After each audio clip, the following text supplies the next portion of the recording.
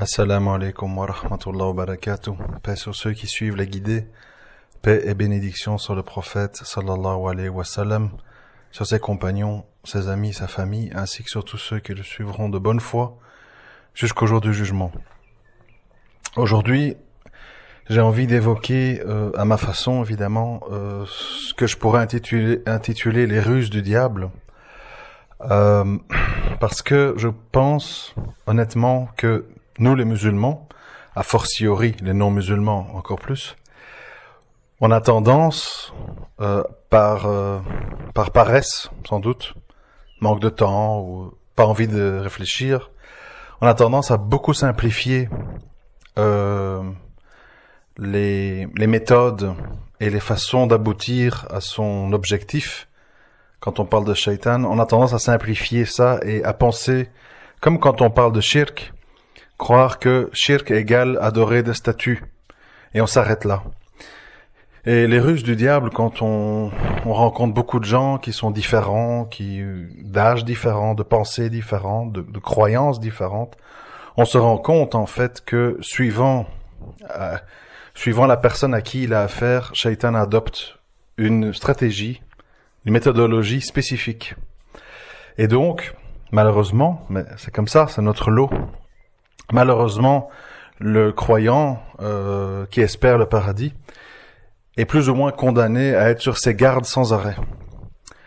C'est pas pour ça qu'il faut être stressé, c'est pas pour ça qu'il faut être asocial, c'est pas ça que je dis. Je dis simplement qu'il faut toujours se dire quand on prend des décisions, quand on dit des choses, quand on fait des choses, quand on pense des choses, est-ce que quelque part, c'est pas le fruit d'une manipulation satanique? Alors là aussi, vous savez, on commence avec une ruse du diable, c'est celle-là qui vient en premier lieu, selon moi. Eh bien, dans la société, et chez les musulmans aussi, parce que on fait partie de la société, on est des êtres humains, etc. Eh bien, ça commence par quoi? Par le fait de rendre comique, voire faire de ce sujet quelque chose une plaisanterie. Ouais, shaitan, il a bon dos, le diable ceci, le diable cela, ouh, Satan, j'ai peur, vous voyez, des ironies, des moqueries, ça fait partie. Parce qu'évidemment, tout le monde sait que ce qui nous fait rire, ceux qui prêtent à rire, on s'en méfie moins. On trouve que c'est un peu, regardez, hein, les blagues dans les jeux télévisés ou que sais-je, j'imagine. On tourne en fait Isa, donc Jésus ou le diable, etc. On tourne ça beaucoup en dérision, on a l'air de dire, parce que une des stratégies, donc c'est lié à ce que je viens de dire, hein, rassurez-vous, je ne veux pas m'égarer. Une des stratégies, ça consiste en fait de rendre tout ce qui est métaphysique, spirituel, donc Dieu, Allah, les prophètes, Satan, etc., de rendre ça comique ou de rendre ça un sujet de plaisanterie. Évidemment, le plus haut point est reflété par Charlie Hebdo, c'est-à-dire que ce sont des gens qui ont un énorme complexe de supériorité. Il faut savoir ça, hein, beaucoup de gens ne s'en rendent pas compte. Ils ont les athées ou les gens comme ça, ils ont un énorme complexe de supériorité et ils pensent que toutes ces histoires, ce sont en fait des fables et des légendes et des trucs comiques, un peu comme Père Noël, comme Saint-Nicolas, comme Halloween, comme je sais pas quoi, des films d'horreur ou quoi. Ils pensent en fait que ce sont uniquement des simples d'esprit ou des peureux qui prêtent attention à tout ça. Et donc eux qui sont beaucoup plus intelligents, beaucoup plus critiques, beaucoup plus lucides, eh bien ils en rigolent. Ils en rigolent. Et ça fait partie des stratagèmes shaitanesques de pousser l'humain à en rire de tout ça. Parce que le rire, en fait, comme je l'ai déjà dit dans beaucoup d'audios, ça ouvre la porte à beaucoup de choses. Comme je vous l'ai déjà dit, je vais le redire. Si vous remarquez, par exemple, sur le sujet de l'homosexualité, c'est très symptomatique, comme on dit. C'est pas du jour au lendemain qu'en Europe, on a dit ils peuvent se marier, ceci, faut pas tenir des propos homophobes. C'est pas du jour au lendemain. C'est un processus qui a commencé en 1968 et puis qui a été tout doucement On a vu Thierry Leluron qui a organisé un mariage avec Coluche pour rire, mais ça commence toujours pour rire, vous comprenez? Après, on a eu la cage folle, 1, 2, 3, avec Michel Serrault et je sais plus son nom, je crois l'italien Toziani, je sais plus son nom exactement. En gros, où on rendait un peu tout ça comique, marrant, attendrissant, pour montrer que voilà, il fallait avoir de la compassion. C'est un long processus pour forger les esprits. Et après, c'est ce à quoi on assiste maintenant. On monte la barre. On monte la barre avec les gay pride, avec les ceci. Arrêtez de m'appeler monsieur. J'ai une apparence de monsieur, mais peut-être que je suis une madame à l'intérieur. Arrêtez de m'appeler mademoiselle, c'est humiliant.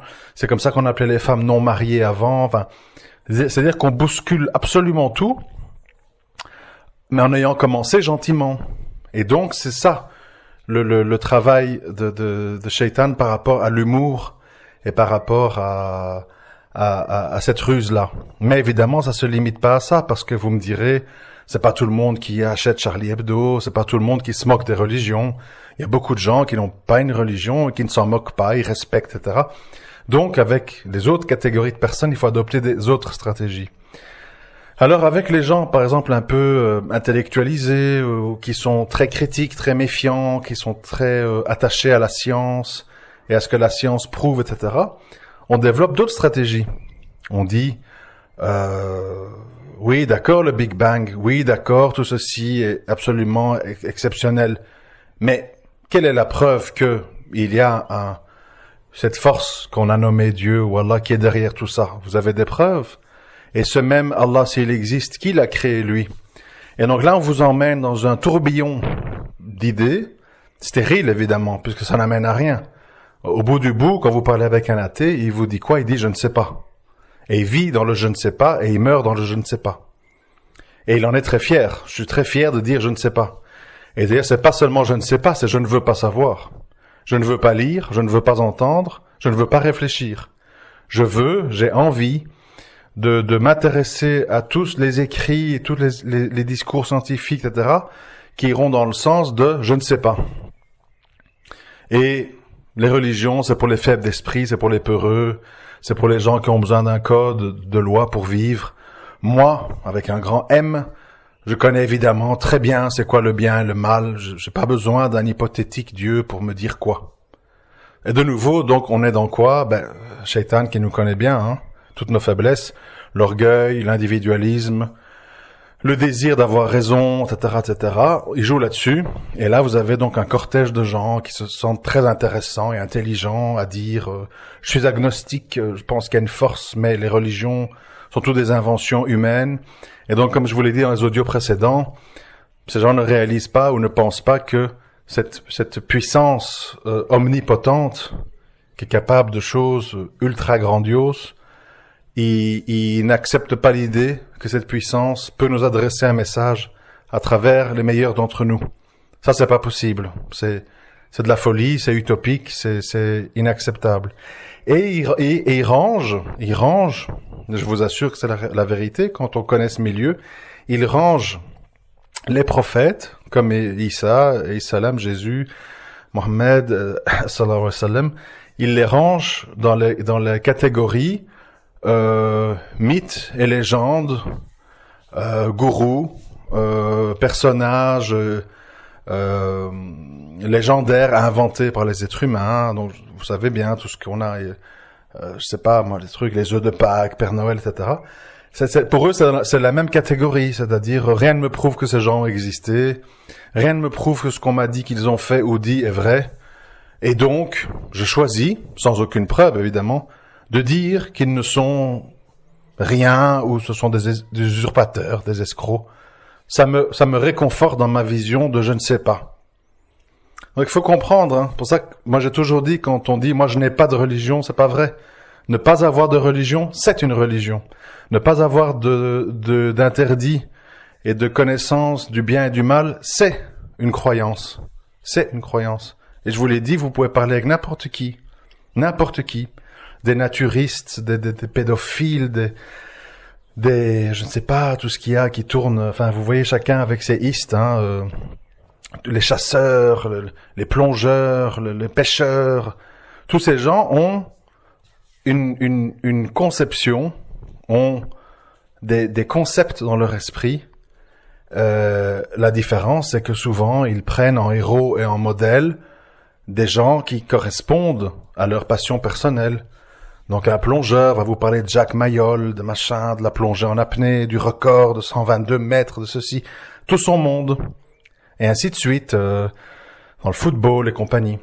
Donc l'humain est une créature, c'est très important de comprendre ça, qui dans son essence la plus profonde, même s'il a un QI extrêmement bas, qui a besoin de croyance, qui a besoin de sacralité, c'est-à-dire d'avoir des choses. Enfin, rappelez-vous quand les gens de Charlie Hebdo ont été tués, on a eu 4 millions de gens dans les rues, les gens avec un crayon. Cabu, c'était un peu nous. On a fait en fait de 11 dessinateurs qui auraient pu être 11 gendarmes, 11 civils, 11, je ne sais pas, gardiens de parc. On a fait de 11 dessinateurs comiques des icônes intouchables, qu'on ne peut évidemment plus critiquer, qu'on ne peut pas mettre en doute, qu'on ne peut pas suspecter de telle ou telle chose. Ce sont des icônes. La meilleure preuve, c'est demain. Demain va être transféré au Panthéon les cendres de Simone Veil et son mari. Donc ils ont des saints, ils ont des gens sacrés. Je sais pas si on arrive à comprendre ce que je veux dire. Il faut pas toujours se sentir nous sommes les seuls avec une croyance, les autres se sont libérés de ça. C'est totalement faux. Les gens font des transferts, les gens ne changent pas, ils font des transferts. Et ça c'est valable dans beaucoup de choses. Quand vous voyez quelqu'un qui aime une chose et puis qui ne l'aime plus, c'est parce qu'elle aime quelque chose de nouveau. Même chose dans les sentiments, on fait des transferts. Du père vers l'enfant, de l'enfant vers le nouveau bébé. Et quand il n'y a plus les enfants, on transfère sur le petit chien. C'est comme ça que des petits vieux qui ont un chien l'aiment parfois plus que leurs propres enfants. L'être humain fait des transferts. Et c'est la même chose dans la foi. Alors pour revenir au sujet, Shaitan, qui connaît évidemment tout ça ultra bien, le but c'est quoi? Le but est très clair. Distraire les êtres humains, les rendre orgueilleux, les mener vers des passions humaines, non attachées au divin, de façon à ce qu'ils se sentent occupés. Voyez, tapez sur YouTube, concerts, de tel ou tel groupe, je ne sais pas, Mylène Farmer, Indochine, etc. Et regardez le public. Les gens sont dans une espèce de messe religieuse. Ils pleurent, ils tendent les bras, ils veulent toucher leur idole. Parce que l'humain est conçu pour croire, est conçu pour sacraliser. La question, c'est il va croire et il va sacraliser quoi? Et, attention la suite, et quand l'humain ne sacralise vraiment plus rien, quand il n'y a plus rien dans le cœur d'un homme, plus de foi, plus de groupe de musique, plus d'attachement à la famille, à la mère, aux enfants, aux frères, aux sœurs, plus de nationalisme, plus d'adoration, de passion. Et là, qu'est-ce qui se passe? On a deux issues. Soit la dépression profonde, qui mène au suicide, puisque l'humain ne peut pas vivre dans le vide absolu, soit le recours à des drogues, plus ou moins fortes, afin de combler ce vide par de l'imaginaire et de l'évasion. L'humain ne supporte pas le vide. L'humain a besoin d'aimer, l'humain a besoin de rêver, l'humain a besoin d'espérer. L'humain a tous ces besoins-là. Et quand il les a tous effacés de force, il se retrouve devenir un être quasiment suicidaire. Bon. Alors, la question, c'est que pour Shaitan, tout ça, c'est bingo. C'est-à-dire, vous faites du shirk, bingo. Vous vous suicidez, bingo. Vous vous droguez, bingo. Vous vous alcoolisez, bingo. Vous adoptez des fausses croyances, bingo. Vous devenez l'esclave de vos passions, bingo. Donc, Shaitan, il a plusieurs méthodes pour gagner la partie. Plusieurs pistes, plusieurs portes. Et il sait très bien sur quelle corde tirer afin que l'être humain réponde. Par exemple, on a tous, moi je l'étais adolescent, je ne le suis plus.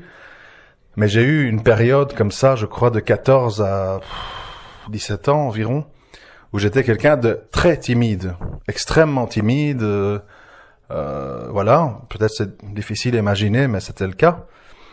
Et alors, évidemment, tout ça, ça entraîne des choses. C'est-à-dire que vous voyez d'autres gens plus à l'aise. Et donc, ces mêmes gens, ils attirent de l'attention. Et donc, vous vous dites, tiens, quand j'ai un petit verre dans le nez, je rigole plus facilement, je suis plus sympa, je suis plus ouvert. Et puis, ça devient un cercle vicieux qui fait que si vous n'avez pas votre alcool, vous n'êtes pas agréable, vous n'êtes pas à l'aise. Et donc, c'est comme ça qu'on en vient à ce qui se passe actuellement en Occident.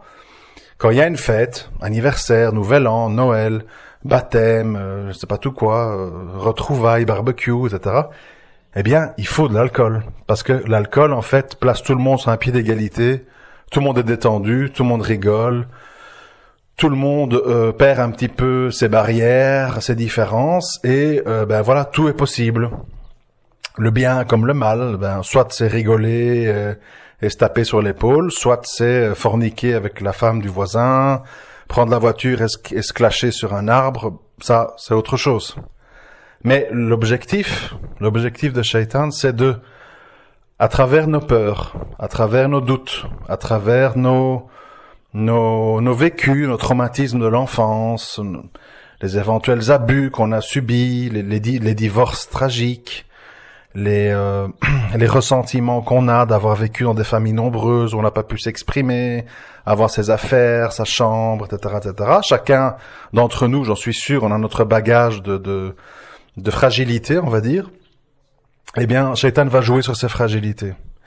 Il va jouer par plusieurs façons, et ces fragilités vont soit vous mener au désespoir, soit aux fausses pistes, soit aussi à une adhésion à la religion, mais une adhésion partielle. Et là, on revient au sujet que j'évoque souvent, c'est le syndrome, en fait, des musulmans qui décident, sous l'influence peut-être de gourous, je ne sais pas, ou de prédicateurs, connus ou très connus, décident de mettre en avant une partie du Coran, mettre en avant certains préceptes.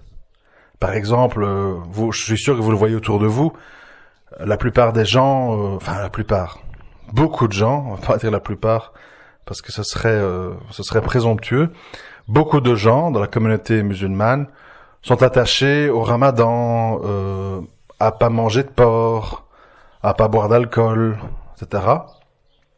Mais s'en fichent complètement de la prière, de faire du shirk, de toucher à l'usure, le crédit, etc. Pourquoi ? Parce que à un moment donné, dans leur milieu socioculturel, on a mis en avant certains sujets, le porc, les juifs, l'alcool, et d'autres sujets, on a dit il y a pas consensus, ça se discute, Khair Inch'Allah, Allah pardonne, etc. Et on se retrouve dans une situation actuelle, parce que je crois que beaucoup de gens, en fait, n'ont pas l'air de comprendre, ils sont là dans les plaintes, on est victime de ceci, on est victime de cela, machin.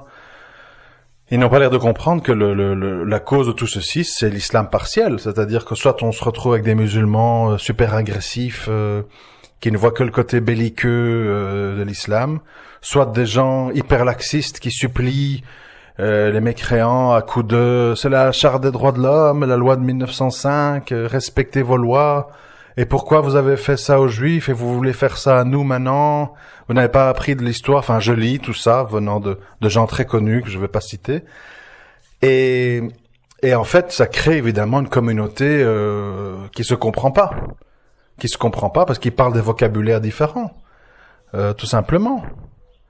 Les gens qui supportent telle ou telle personne sont dans une vision qui correspond à cette personne, et les autres visions, ils ne les comprennent pas, ça les intéresse pas. Donc, à nouveau, bingo, parce que voilà, Shaitan a dit, ils disent Ummah, ils disent Islam, mais en fait, il n'y a pas de Ummah. Il n'y en a pas. Il y a des groupes, des idéologies, qui regroupent des gens autour d'eux, et tous ces gens se fréquentent entre eux, et les autres visions des autres groupes ne les intéressent pas, au contraire, ils leur souhaitent que du mal. Vous avez les salafis qui parlent mal des soufis et des frères musulmans. Vous avez les frères musulmans qui se moquent des soufis et qui traitent de moyenâgeux les salafis, etc., etc. Vous avez les Iraniens chiites qui se moquent des Saoudiens sunnites en disant regardez, bande de vendus, truc. Enfin bref, pas vous faire le tableau, regardez autour de vous, vous allez vite comprendre. Mais tout ça pour vous dire que le chemin, il est à la fois simple et compliqué. Il est simple pour les gens sincères qui acceptent surtout une chose, c'est que on ne peut pas plaire à tout le monde dans la vie. On peut pas plaire à Dieu, on peut pas plaire à ses parents, on peut pas plaire à ses voisins, à ses amis, aux gens avec qui on prie à la mosquée. On peut pas plaire à tout le monde. À un moment donné, on doit avoir un grand souci, quitte à se retrouver tout seul, qui est de dire, est-ce que ce que je fais, ce que je crois, ce que je pense, ce que j'écris, ce que je dis, est-ce que ça plaît à Allah? Ou je suis comme ça parce qu'en fait, je suis victime de mes peurs, de mes passions, de mes traumas, des gens qui m'entourent. Vous savez, faut pas sous-estimer hein, la force et la puissance d'influence qu'est la norme sociale. C'est quelque chose de terrible, vous voyez. Aujourd'hui, on est arrivé à un tel point que quand une musulmane met un bandana, c'est comme une énorme victoire. C'est-à-dire, ah, mashallah, ce truc, elle ose, vous voyez. Le curseur baisse de plus en plus. Il baisse, il baisse, il baisse. Et comme il baisse, dès qu'une musulmane est au-dessus de la moyenne, vous voyez ce que je veux dire, elle met un djilbab, que sais-je, elle vit comme ci, elle vit comme ça, elle fait l'école à la maison, enfin je ne sais pas tous les trucs qu'on peut entendre et rencontrer, on va automatiquement, puisqu'il y a la norme qui a bougé, on va automatiquement être choqué. Oh là là, elle est rigoriste, oh là là, elle exagère. Parce que la norme a baissé. Donc, parmi les ruses de Shaitan, il y a l'idée, toujours dans une politique de long terme, pas de jour au lendemain, vous voyez, pas de jour au lendemain à faire changer les choses. Comme je vous l'ai dit, avec l'homosexualité en Europe, on y va step by step, petit à petit. Et donc, au niveau des musulmans, le travail actuel, ça consiste en quoi? À faire baisser le niveau. À travers Shel Goumi et compagnie, on fait baisser le niveau de façon à ce qu'à un moment donné, les gens, même modérés, je prends un exemple, je veux pas me jeter des fleurs, c'est pas ça le but, hein, mais c'est pour vous faire comprendre. Moi, je me considère, je pense que tous les gens lucides qui comprennent ce que je raconte seront d'accord avec moi. Moi, je me considère comme un musulman modéré. Dans le sens que, voilà, je défends l'islam, je suis musulman, je suis attaché aux sources, aux textes, mais je suis aussi quelqu'un qui n'adopte pas l'idéologie de la fin justifie les moyens, on a toujours raison, il faut tuer tout ce qui bouge, tous les mécréants, je parle pas comme ça. J'essaye quand même, du mieux que je peux, hein, parce que je ne suis qu'un être humain, donc évidemment, je peux parfois être excessif ou être ambigu. Je ne suis pas parfait, ni un robot. Mais j'essaye d'être vraiment dans ce que j'appelle le juste milieu. Pour ceux qui n'ont pas la mémoire courte et qui connaissent mon parcours, il y a, je pense, de 2003 à 2010, quand même pendant 7 ans, j'ai par écrit et par audio, j'ai beaucoup défendu, par exemple, Tariq Ramadan. Vous voyez? Ça, il faut pas l'oublier, j'ai beaucoup défendu, je sais plus ce que je disais parce que ça remonte à loin. Et alors maintenant, je reçois des messages très haineux, enfin, je vais pas vous répéter, mais vous imaginez les insultes très basses. Parce que les gens s'imaginent, en fait, voilà, on est tout à fait dans le système. Le système, il nous invite, en fait, à être ce qu'on appelle clivant.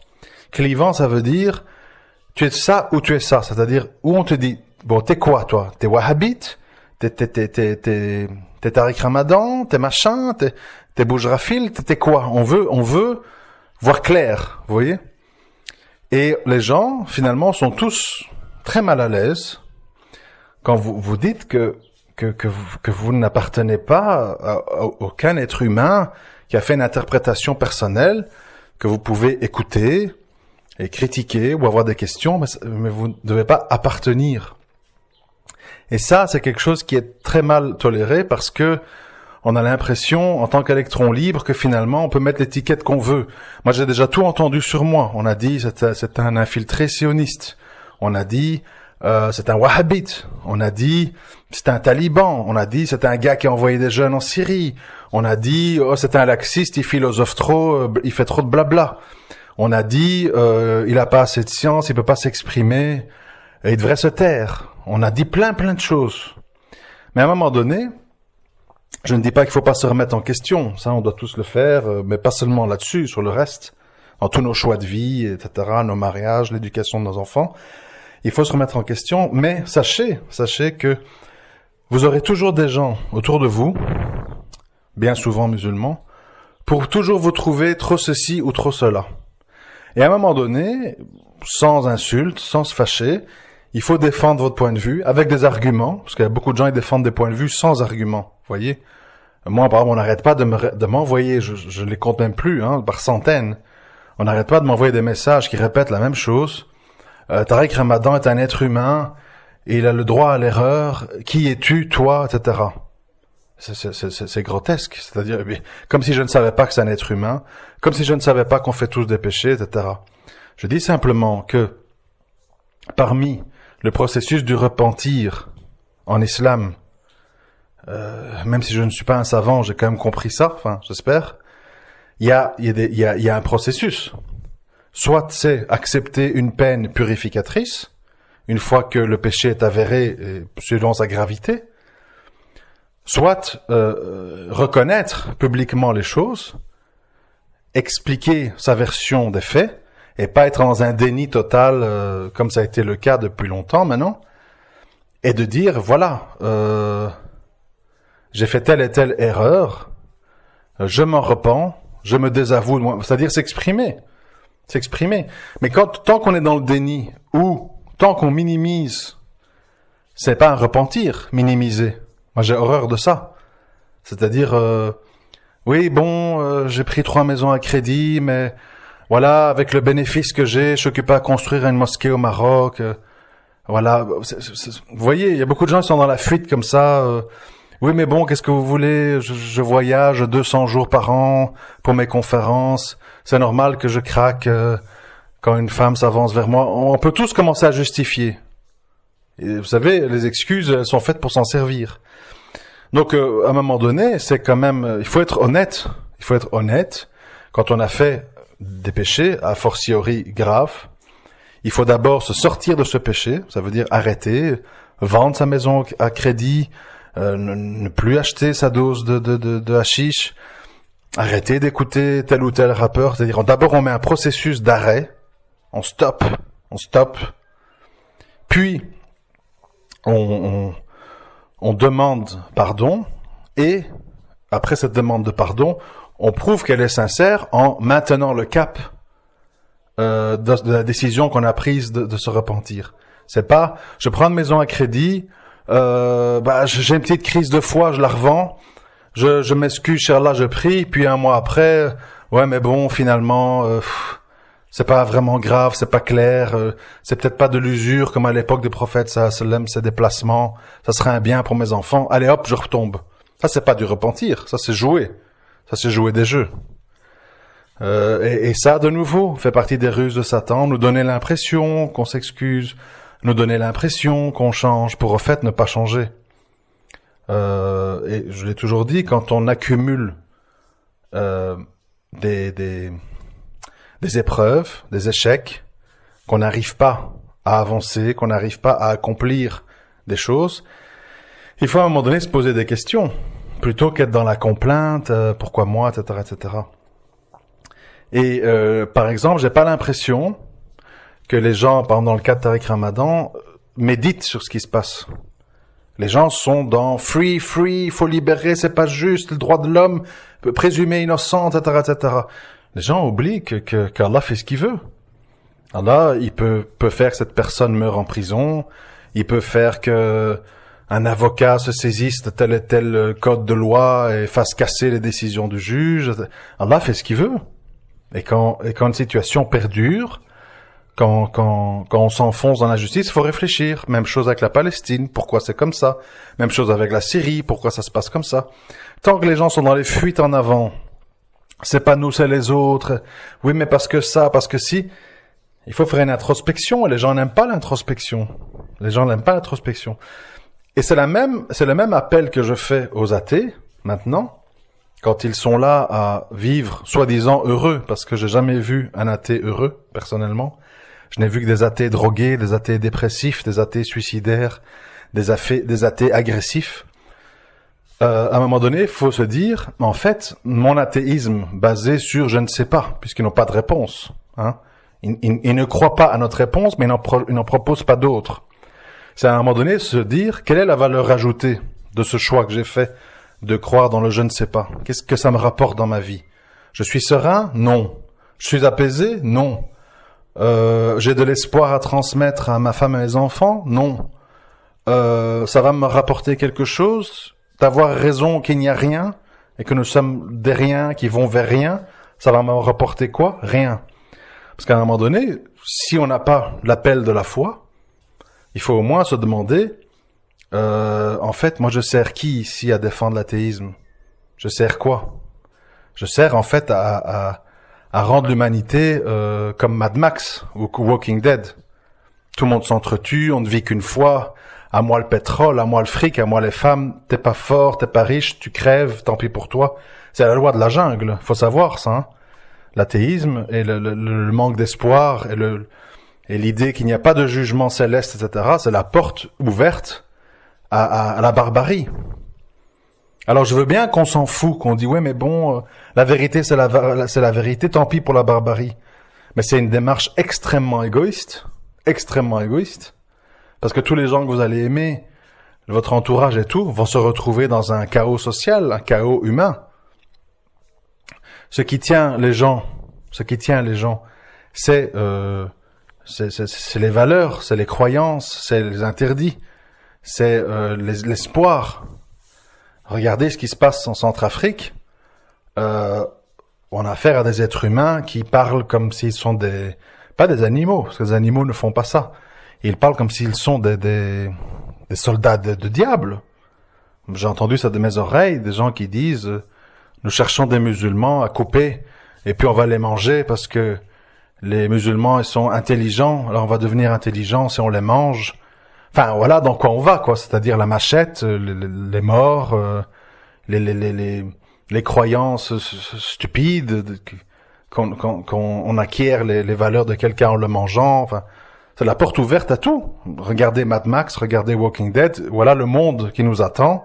S'il n'y a plus d'espoir, il n'y a que la lutte pour la survie et la conquête des objets de puissance, etc. C'est l'humain dans ses côtés les plus horribles. Et justement, le message divin, il est là pour développer les plus belles facettes de l'humain, qui sont la retenue, l'esprit de sacrifice, le partage, la patience, etc., etc. Alors on me dira, ah ouais, c'est ça, mais nous, qu'est-ce qu'on voit des musulmans? C'est la guerre, des têtes coupées, machin truc. D'abord, je rappelle qu'il s'agit des actions d'une infime minorité, premièrement.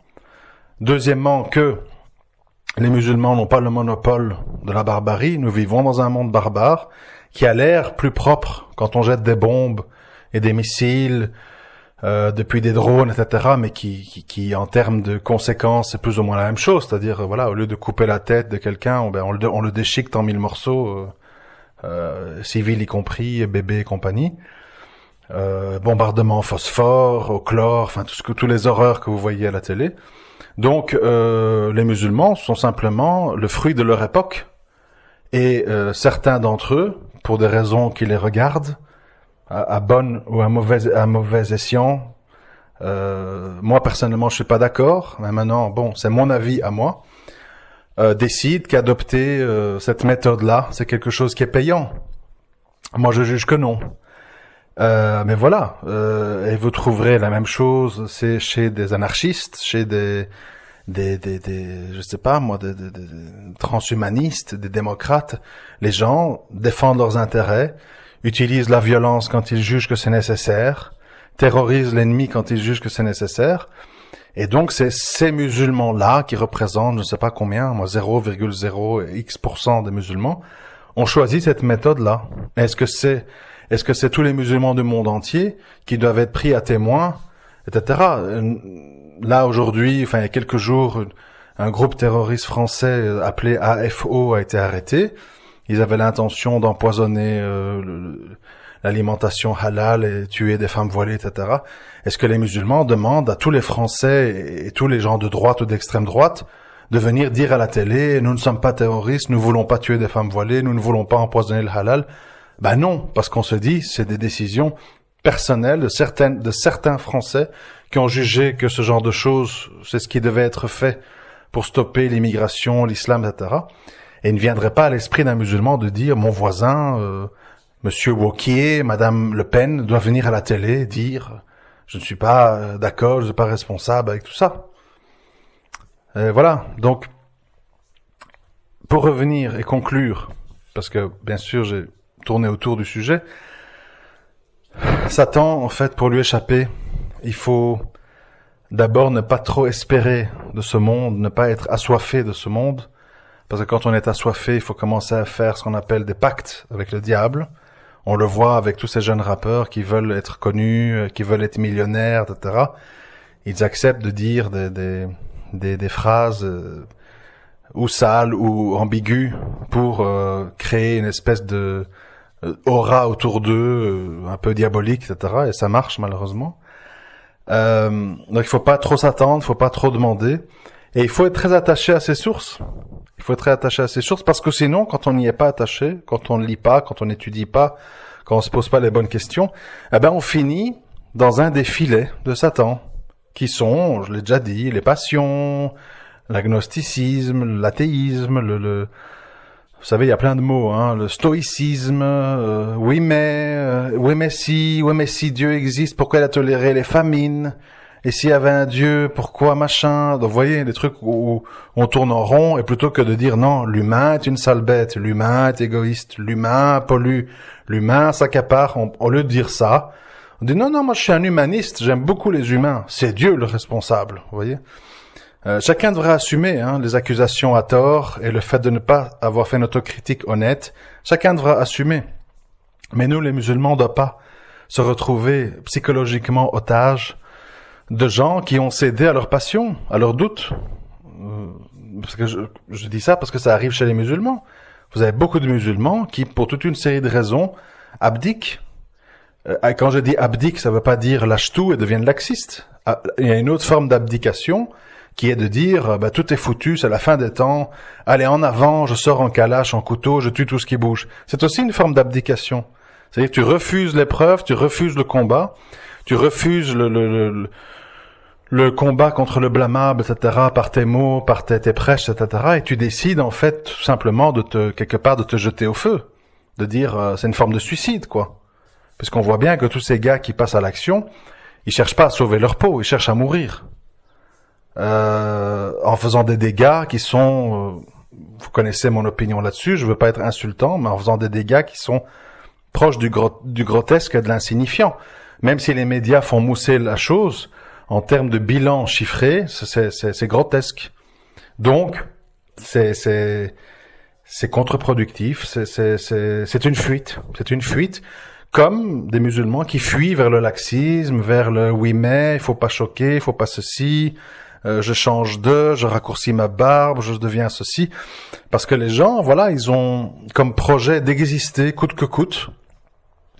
Et pour exister coûte que coûte, il faut un peu je m'excuse du mot, il faut un peu se prostituer. Un peu ceci. Ah, tiens, la mode est au discours un peu hard, je relève le ton. Ah, bon, maintenant on peut dire que ça, alors je parle de choses attendrissantes. Et ils emmènent des milliers de gens avec eux. J'espère qu'ils savent ce qu'ils font et qu'ils l'assument. Mais moi, je pense pas que comme ça, jouer au yo-yo, au gré des insufflations sataniques, soit la meilleure des choses à faire. Voilà, bon, il faut essayer de comprendre le fond du discours. Je sais que c'est un petit peu brouillon. Je fais ce que je peux. J'espère que ça aura pu aider certains ou certaines d'entre vous, Inch'Allah. Assalamu alaikum wa rahmatullah wa barakatuh.